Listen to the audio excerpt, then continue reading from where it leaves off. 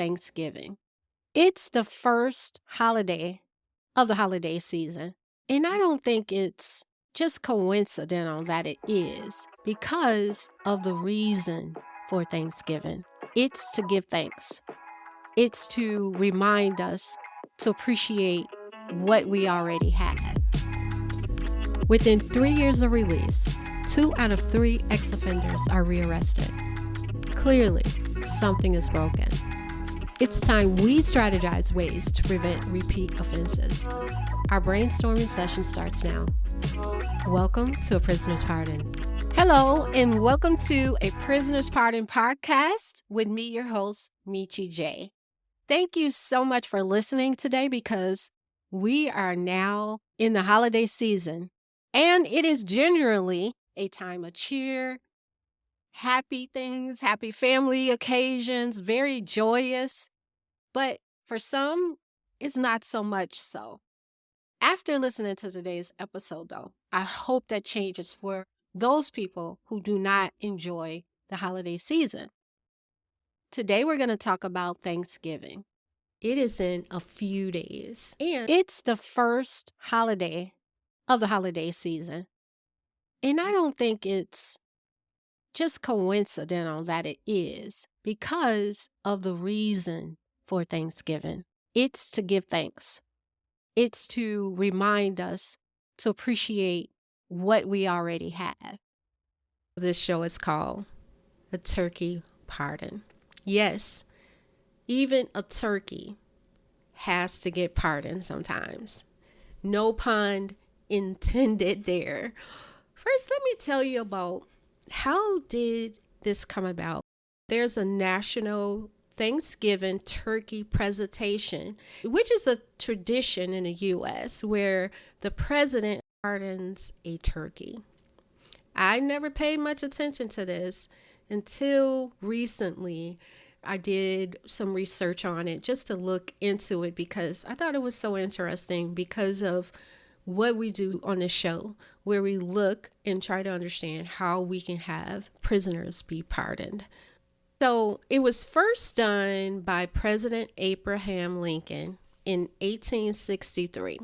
President Lincoln was also the one that freed the slaves the same year by signing the Emancipation Proclamation. Interesting, don't you think, that this holiday was put into effect the same year that the slaves were free.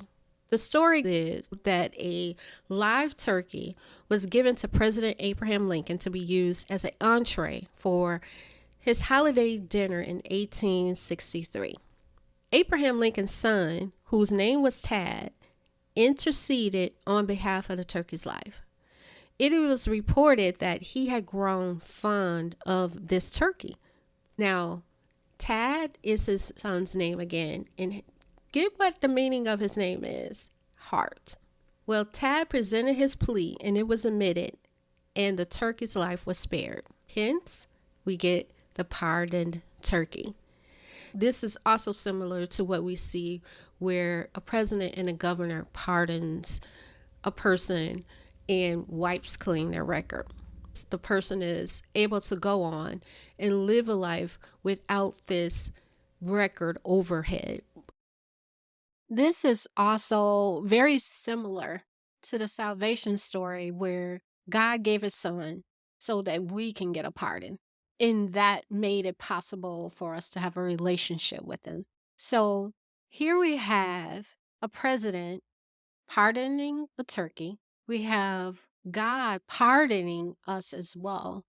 Maybe we as individuals should pardon somebody, that is, forgiving somebody, giving to them a pardon so that they can be thankful. It's so many times that we can hold grudges against people. Most of the time, it's against family members. Look at this as an opportunity to start a tradition every year, to pardon somebody, to forgive somebody for something they've done against you.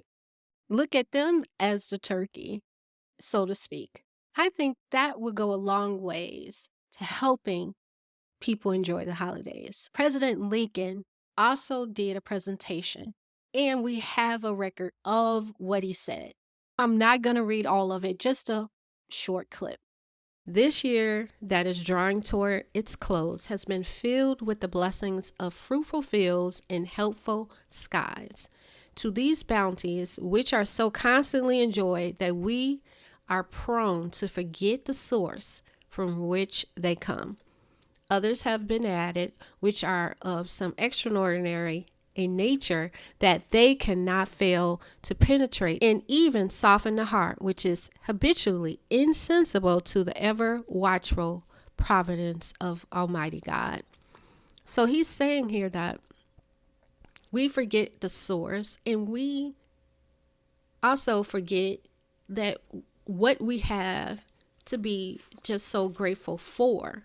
So hence this day being put into effect about giving thanks. But it doesn't have to be a day. It's my opinion that Thanksgiving is a state of mind. Being in this state, you actually see things differently. You can better able see things like your kids that you can be appreciative of, your job, or your home. This is being in the present and enjoying it. It's so many times that we don't really appreciate things until we lose it. We don't want to do that. Hence, us being grateful and remembering the source of where things come from. And when you come into this state, you are in peace, you have freedom, you're actually being pardoned. You're actually living. I don't know if you heard this statement before that everybody dies, but not everybody lives. The holidays are very commercialized, and it's done purposely to have you buy things. There's nothing wrong with buying things, but it's also about appreciating what you have already. Some of us need to go back and look at what we already have, and maybe we don't need to buy certain things. Maybe we just need to give some away. So I'll end this. We just don't need a pardon. We also need to give a pardon to people too, and tell people thanks for what they do and be grateful for everything they have. Thank you for listening. God bless, and may you have a week filled with blessings. Thanks for tuning in to the show. For more information on our guests and resources, visit prisonerspardon.com. If you're enjoying the content, follow, like, and subscribe to this podcast. Also, please be sure to leave a rating and review. Until next time, God bless.